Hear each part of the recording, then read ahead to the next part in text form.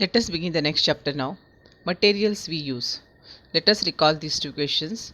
What is meant by natural and man-made materials?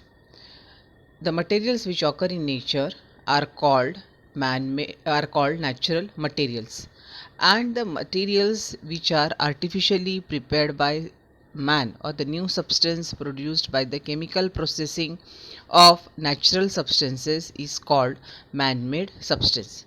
For example, the wood which we get from plants, it is a natural substance. Then the wooden furniture such as table, chair, bed, which we make from wood, is a man-made material. So this is the difference. Now make a list of natural and man-made substances you see around you. Now the natural substances which we see around us are plants, then minerals, air, water. These are all the natural materials, and man-made substances in the house, if you see, then you will get the furniture, then all everything which is there around you, all the home appliances, clothes, table, chair, sofa, all these are man-made materials. We have learned that the new substance produced by chemical processing of natural substance is called a man-made substance. So in this lesson, we will learn about some substances of daily use. Now the first question is, can you tell which substances were used earlier for cleaning teeth? In olden times, neem twigs, coal powder ash, tooth powder, salt, pomegranate rind were used for cleaning teeth. What do we use today to clean our teeth? Nowadays we have variety of toothpaste and tooth powders for cleaning teeth. For example, Close Up, Pepsodent, Sensodyne, then Patanjali's toothpaste. So many toothpaste are there, and the tooth powders are there which are used for cleaning teeth. So thus we have seen that in olden times in India, acacia bark, neem twigs, coal powder, ash, tooth powder, salt, pomegranate rind were used for cleaning teeth. Today, however, a variety of toothpaste or tooth powders are used for this purpose. Now, let us see the next question.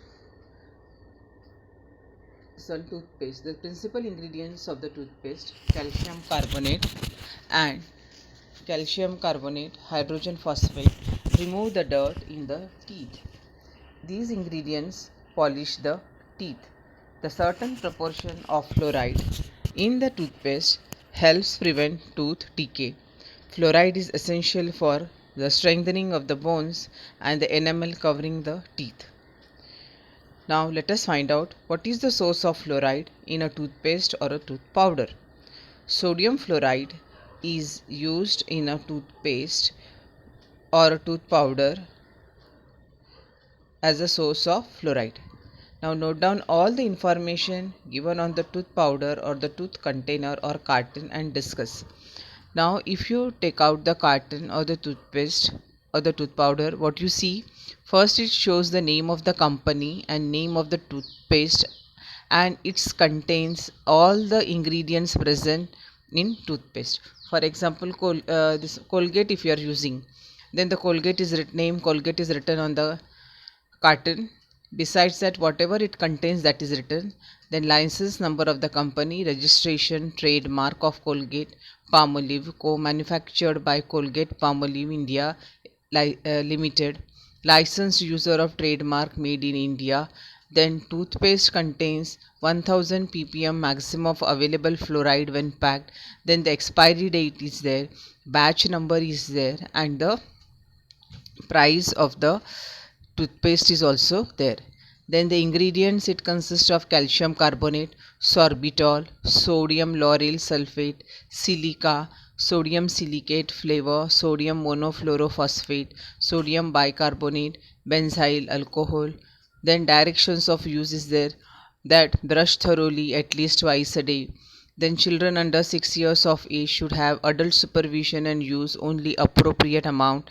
So all these instructions are being given, and the information about that tooth powder or the toothpaste is given on the carton. Now next substance we will see, material that we use daily, we will see is the detergent. Now the word detergent is derived from the Latin word detergere, which means to wipe away. A detergent is a substance that cleans or wipes away dirt.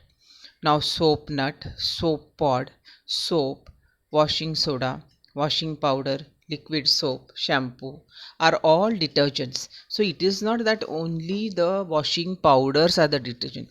Any cleansing agent which is used for cleaning is a detergent. This means here see, washing powder to be used for cleaning. Then washing soda is also detergent. Then liquid soap is also detergent. Then soap pod, shikekai, and soap nut, rita. These are the natural detergents which were used by our ancestors, and still now also they are being used for washing hair and all. So these are the ingredients which were used. Then what do we use for cleaning our body? Now we use soap or soap solution for cleaning our body. Now the apparatus is a clean glass bottle, water, oil, detergent, etc. Procedure: take some water in a clean glass bottle, add some oil to it. The layer of the oil will float on the water. Shake the bottle vigorously. After some time, when the liquid in the bottle settles, oil will again be seen floating on the water. Now add few drops of solution of detergent to the above mixture.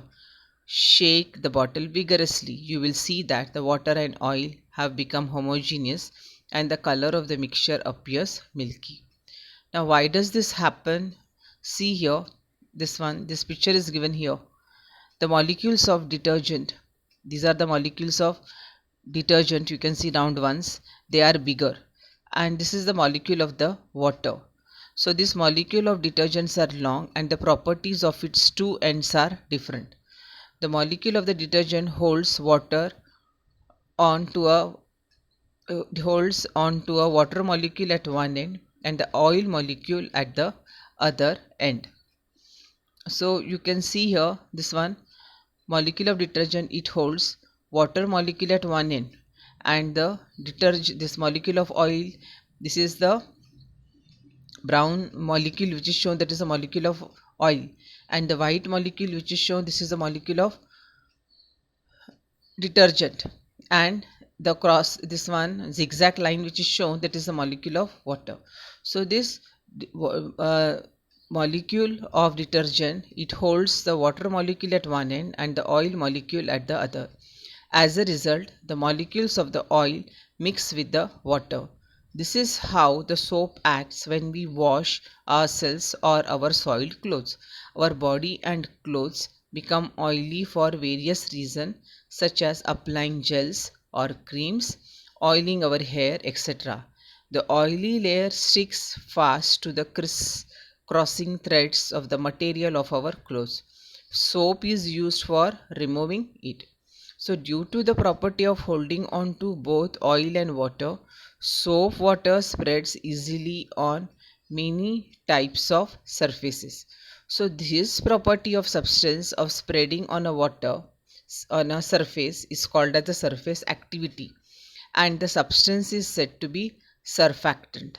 Now the detergents are surface active. One effect of surface activity is lather formation. Now natural detergent, soap nut, rita, and soap pod, shikekai are the natural detergents in common use. They contain a chemical named saponin. So soap nut, that is shikekai. See here, this is the soap nut. This is how the soap nuts they look, rita, and this is soap pod, shikakai.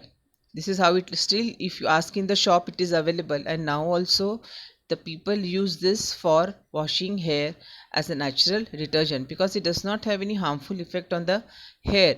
the hair glows and it grows and also remain black for a longer time. So soap nut and soap pod do not have any harmful effect on human skin or on silk and woolen threads and cloth. So earlier, when this dry cleaning was not there, that time these soap nuts they were used for washing the silk clothes. Now man-made detergent, here this is the soap is there. Now soap is a man-made detergent which has been in use since ancient times. So it is believed that soap was invented in the West about 2000 years ago. So in those days soap was prepared using animal fat and wood ash. Today we come across a variety of soaps. Now the types of soaps are: hard soap is used for washing clothes. It is a sodium salt of fatty acids, whereas soft soap is used for bathing. It is a potassium salt of fatty acid. So it does not cause irritation of the skin. In hard water of a well or a tube well, soap does not give lather but forms a scum. As a result, soap loses its cleansing property. So as per the use of detergent, supporting additives such as perfumes, dyes, germicides, alcohol, anti-foaming agents, moisturizers, fine sand, etc. are mixed with different detergents to give them certain useful property. Now again the second type of detergent is here the synthetic detergent. Now synthetic detergents have taken the place of soap. There are several methods of producing these detergents. The long structural unit in the synthetic detergents are obtained from raw materials which are mainly fats or kerosene. Detergents are obtained by subjecting these raw materials to a variety of chemical processes. Now synthetic detergents they are used in many types of cosmetics. Synthetic detergents they can be used in hard water as also. Now let us see next now the preparation of the soap. Now for preparing soap, take 15 grams of sodium hydroxide, 60 milliliters of coconut oil, 15 grams of salt, perfume, then a glass rod, beaker, tripod, water, wire gauge, burner, water, mold, etc. Now this can be done in the prepared in the lab also. So take 60 milliliters of coconut oil in a beaker, dissolve 15 grams of sodium hydroxide in 50 milliliters water. Mix the sodium hydroxide solution in the oil slowly while stirring it with a glass rod. Heat the mixture and boil it for 10 to 12 minutes, stirring it all the while. Take care that the mixture does not boil over while heating. Dissolve 15 grams salt in 200 milliliters water. Pour the solution into the above mixture and stir. The soap formed by the chemical reaction now floats on the water. After some time it becomes thick. Now separate the thick soap and add the perfume to it. Shape the bar of the soap using the mold. So in this process, fat and alkali combine to form salts of fatty acids. So chemically, soap is a sodium or a potassium salt of fatty acids. So here this is how the soaps can be prepared in the lab also. Now next material, man-made material we will see is the cement. Now what are the materials which are used for the construction? Now for construction site if you visit, you can see the things used are metal, wood, stone, cement, concrete, timber, bricks, metal sheet, soil, earth, marble, aluminium, iron, steel, bamboo, glass, plastic. Then concrete is also used, which is the wet mixture of sand, gravel, cement and water used to create building foundations, footpaths or roads. Now cement is an important material in construction.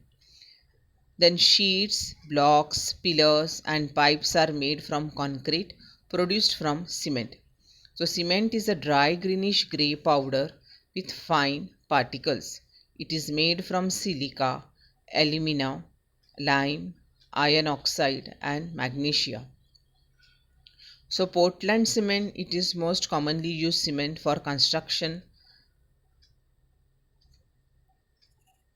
which consist of for it is made from raw materials which consist of 60% lime, calcium oxide, 25% silica, silicon dioxide, 5% alumina. The rest is iron oxide and gypsum, calcium sulfate. Now, Portland cement, its name from the stone quarried from the Isle of Portland in England, which has a similar texture. So, in ancient times, Romans had made cement as well as concrete. They used to make aqueous cement by mixing volcanic ash in moistened lime. It was very durable cement. With the decline of the Roman Empire, this art of making cement was also forgotten. So in 1756, the British engineer John Smeaton developed the method of making aqueous cement. Now next we will see what is concrete. So concrete, it is prepared by mixing cement, water, sand and gravel. So for making a strong and leak-proof slab, certain other substances are also mixed. So nowadays, why are the roads made of concrete? Now the concrete is prepared by mixing cement, limestone, sand, gravel and water. It is solid, more durable and strong. There is no erosion for many years and roads are smoother. So the roads are made of concrete. So what causes the hardness of the water? Hardness is the measure of the amount of dissolved salts in water. It is caused by dissolved salts like carbonates, chlorides, mostly of calcium and magnesium. Now presence of these washing makes washing of clothes by soap difficult. Hard water is water that has high mineral content. So hard water is formed when water percolates through deposits of limestone and chalk. So I hope the chapter is very clear to you.